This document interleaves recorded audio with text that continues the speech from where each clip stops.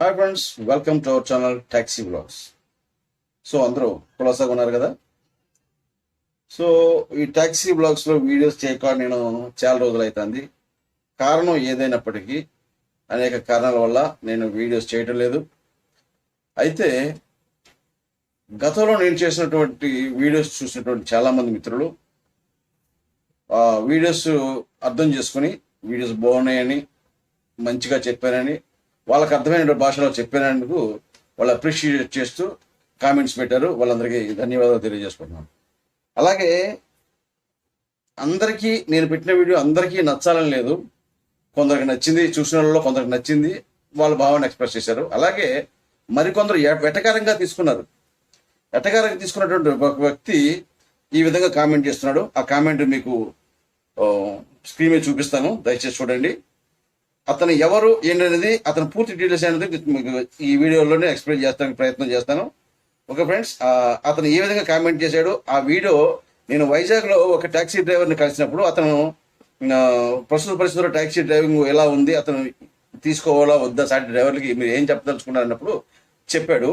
So ప్రస్తుత పరిస్థితుల్లో cab తీసుకోవద్దు, ఇబ్బంది పడుతున్నాము, మేము ఇబ్బంది పడుతున్నాం, మీరు ఇబ్బంది పడద్దు, జీవితాలు నాశనం చేసుకోవద్దు అని చెప్పి అతను చెప్తే, అతనికి అది చూసినప్పుడు చాలా మంది బాగా చెప్పామని కొందరంటే, ఈ వ్యక్తి మాత్రం డిఫరెంట్ గా కామెంట్ పెట్టాడు. అదేంటి ఒకసారి చూద్దాం. ఇదిగోండి, ఇక్కడ అతను వైజాగ్ లో చూసినటువంటి నాగరాజు గారితో నేను మాట్లాడుతున్నప్పుడు తీసినటువంటి వీడియో, దానికి కామెంట్ పెట్టాడు. ఈయన పేరు యూజర్ అని పెట్టాడు. ఆయన పెట్టినటువంటి కామెంట్ చూడండి. సూపర్ అన్న, సూపర్ బ్రో అనే కామెంట్స్ వాళ్ళు ఏ పని చేతకాని వాళ్ళు అలా అంటారు. చేసే దమ్ము డ్రైవింగ్ అంటే 24 గంటలు ఆన్ డ్యూటీ అనుకునే వాళ్ళు రండి.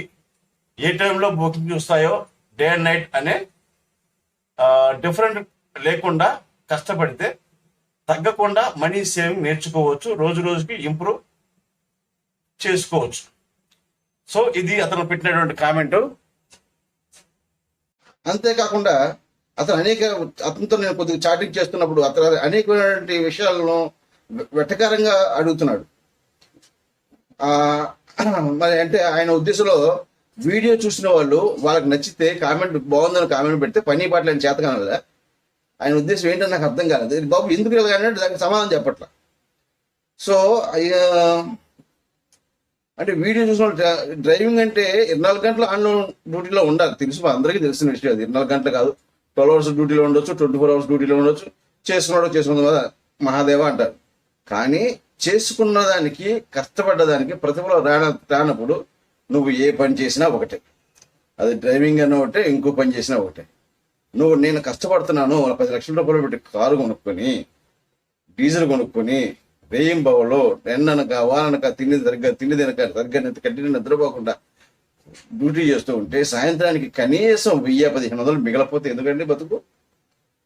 అది వద్దన్నందుకు వాడికి మండుకొచ్చింది. తీరా వాడు ఏమన్నా తక్కువడా అంటే వాడికి 16 కార్లు ఉన్నాయంట.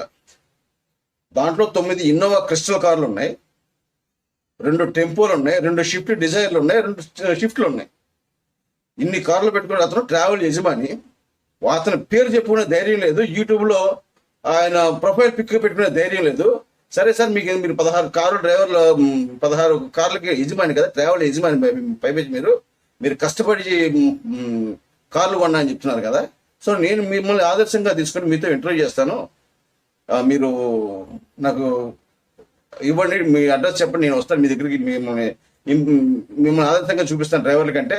అతని పేరు, అతని అడ్రస్ చెప్పుకునే ధైర్యం కూడా లేదు అతనికి. కొన్ని యూట్యూబ్లో ఎప్పటి నుంచో ఉన్నాడు అనుకుంటున్నారేమో. యూట్యూబ్లో అంతా కూడా 6 నెలలు అవుతుంది అతను వచ్చి. సో అతను పేరు చెప్పుకునే ధైర్యం లేనివాడు కూడా డ్రైవర్లు కామెంట్ చేస్తున్నాడు. పైపెచ్చి అతనికి 16 కార్లు యజమానట. అలా ఉంటుంది.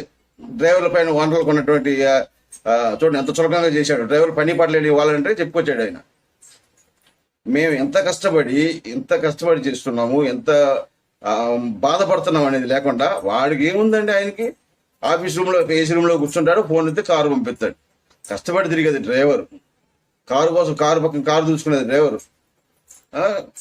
డ్రైవర్ ఎంత ఇబ్బంది పడుతున్నా వాడికి సంబంధం లేదు. వాడు కష్టపడ్డా, వాడు కష్టపడితే 16 కారు కొనలేడు.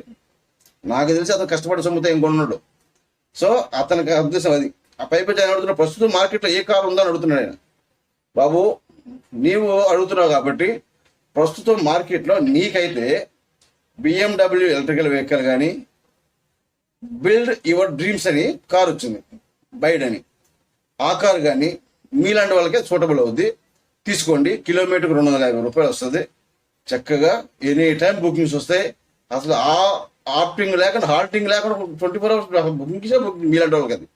ఈ మాలాంటి మధ్య తరగతిలో అనుకోండి, షిఫ్ట్ డిజైర్లో, టియాగోలో, లేదా టూరెస్లో, ఇన్నోవాలో చిన్న చిన్న వెహికల్ తీసుకుంటాం అలాంటి మధ్య తరగతులు. మీ తరఫు నుంచి అందరికి చెప్తే ఈ వీడియో చూడక, ఓ బాబు పని పాటలు నా వీడియో చూడకండి, కామెంట్స్ పెట్టకండి. మీరేమన్నా డ్రైవర్ల పరిస్థితి బాగోలేదు అనుకున్న వాళ్ళు, నేను చెప్పింది నిజం అనుకున్న వాళ్ళు మాత్రం కామెంట్స్ పెట్టండి. ఒకవేళ ఆయన నాడు కానీ మీరు పని పాట లేని వాళ్ళు అయితే ఆయనతో పాటు ఏకీభవిస్తే తప్పకుండా మీరు తక్కువ కార్లు మాత్రం తీసుకోకండి. ఆయన 24 గంటలు కష్టపడుతున్నాడు బాబు, 24 గంటలు 24 గంటలు తెల్లారు కష్టపడిపోతారు పెద్ద మనిషి ఆయన. ఎందుకంటే 16 కార్లకు యజమాని కాబట్టి. సో ఆయన కష్టపడుతున్నాడు కాబట్టి అందరినీ అలాగే కష్టపడమన్నాడు. ఈయనకి మార్కెట్లో ఏ కారు నడుస్తుందో చెప్పాలి. ఆయనకి చెప్తున్నాం, మీకు మాత్రము మిగిలిన సంగతి ఎలాగనే మీకు మాత్రం బైడ్ కానీ బిఎండబ్ల్యూ ఎలక్ట్రికల్ వెహికల్స్ తీసుకోండి. 24 అవర్స్ బేరాలు ఉంటాయి.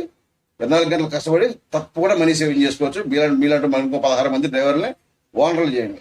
ఓకే ఫ్రెండ్స్, ఇటువంటి వాళ్ళు చాలామంది ఉంటారు.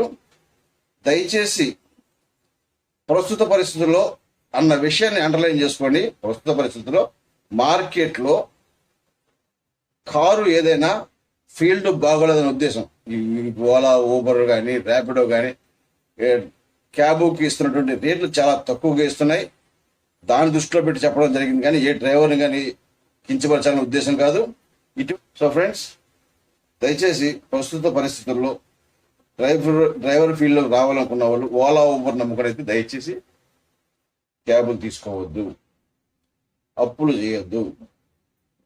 మీ ఇంట్రెస్ట్ని బట్టి ఈ క్యాబ్ ఫీల్డ్లో పెట్టుబడి పెట్టి ఆ డబ్బులతో వ్యాపార రంగంలో మీకున్న నాలెడ్జ్తో వేరే వ్యాపారం, అది పాన్ షాప్ కావచ్చు, చికెన్ షాప్ కావచ్చు, వేరే పౌల్ట్రీ ఫామ్ కావచ్చు, లేకపోతే ప్లాస్టిక్ ఫామ్ ఐటమ్స్ అమ్ముకునే వస్తువులు కావచ్చు, షాప్ కావచ్చు, మర్చెంట్ క్లాత్ షాప్ కావచ్చు, మీకు తెలియకుండా మీలో ఏదో ఇంట్రెస్ట్ ఉంటుంది.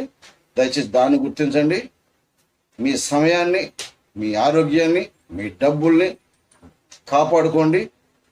భవిష్యత్తులో ఉన్నత స్థాయిలో రావాలని చెప్పి ప్రతి ఒక్కరిని మనస్ఫూర్తిగా కోరుకుంటూ, నా వీడియో నచ్చితే లైక్ చేయండి. Thank you.